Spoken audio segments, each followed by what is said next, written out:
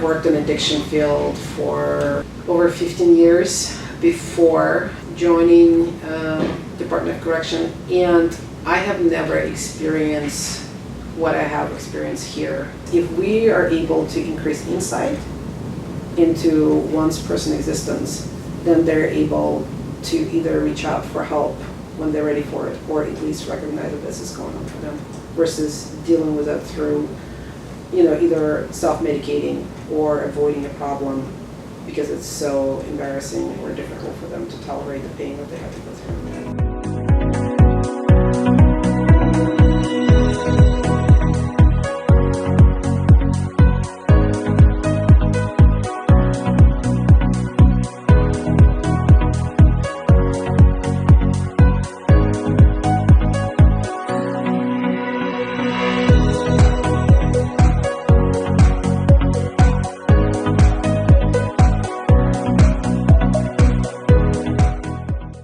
We recognized that there was a need for substance abuse treatment and support, and peer recovery services is a needed field in the community, and so we thought that it would be a good idea to try to mimic it on the inside. I've seen a lot of guys who have just had no hope whatsoever, didn't know what walking a path of recovery even looked like. Am I in action, taking action to be in groups to get help for whatever I'm going through? I can always receive help. That means I'm in maintenance, that means I'm in recovery, that means I'm growing. So I'm always wanting to receive help, and that's what you get in the program. If you don't have a program inside the prison like that, then people are stagnant, they don't grow. The diversion program that we have here at OSP does not exist anywhere else. It means everything. I think opportunity for change creates hope. This program is something that's absolutely needed for not only the people that are transferring to society or leaving, but the people that this is their society. If their whole life is going to be here, some people like to do what they're doing and it's good for them, but what about the people that don't know any different, that want to change and want to do something more?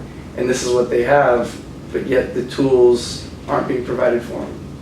I think my favorite moment is when I was able to see guys who were a participant of the program graduate, remain clean, and now serve. At some level, us, the inmate population and staff can actually work together to create better chances and opportunities for individuals doing wrong things, because we're always penalized for the trouble we get into, but rarely are you even awarded a second chance or given an opportunity or rewarded for all the good you've been doing. People who wouldn't even be in recovery right now are in recovery.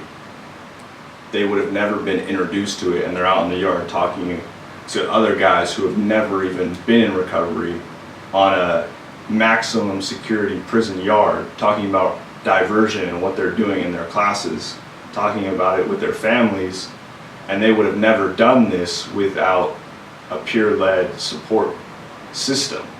This program, what it does is it gives people the opportunity to not only be in or work on rehabilitation, but to also transform themselves and evolve into a better person.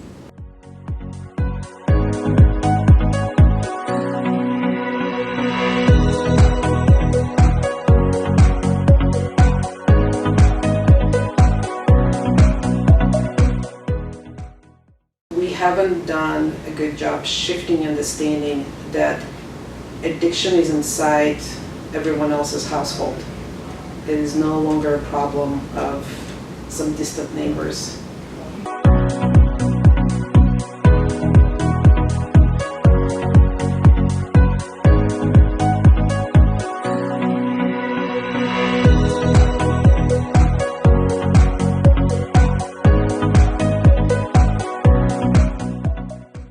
The most effective part of the program is the peer-to-peer rapport that is built.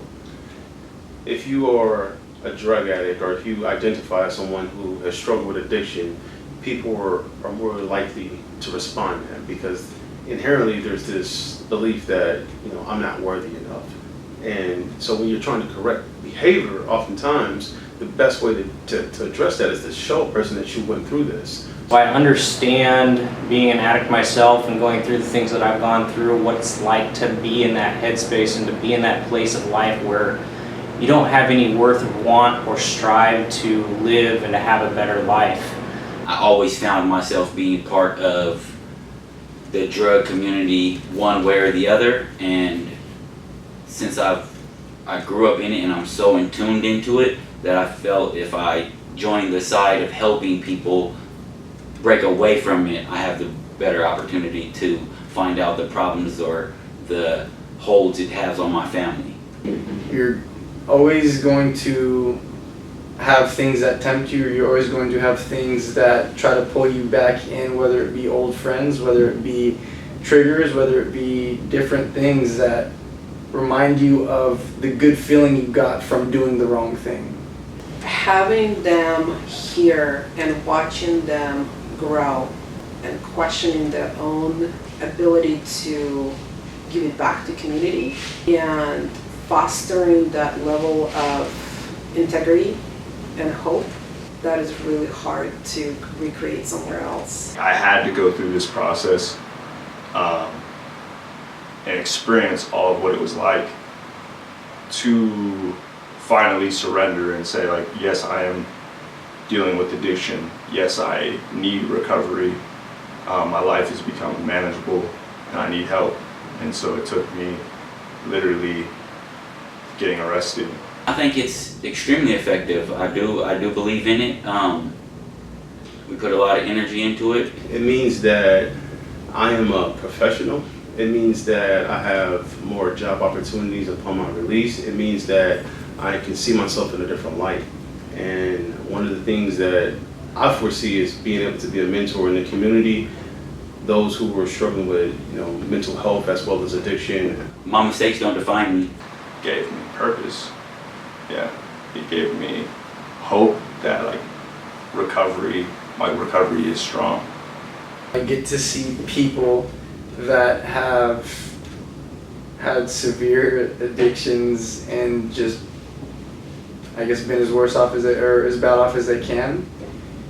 To see them be really excited as they were to use a substance or to get some drugs, they're now excited about doing the things that keep them away from it. I can be a beacon of hope for those who's looking for change. When I became a CRM,